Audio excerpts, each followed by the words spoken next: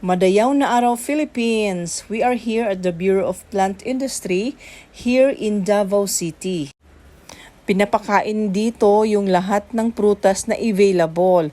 Itira lang yung mga buto dahil gagamitin nila for seedlings na naman. Yun lang naman ang gusto natin sa buhay, 'di ba? Yung makakain ng libre, o 'di ba? Kaya ano pang hinihintay nyo? Kaya nyo ba 'to? May durian, rambutan, lansones, lahat ng klase ng durian, mga friends, dito ko po natikman. Ayan, mukha na rin akong durian.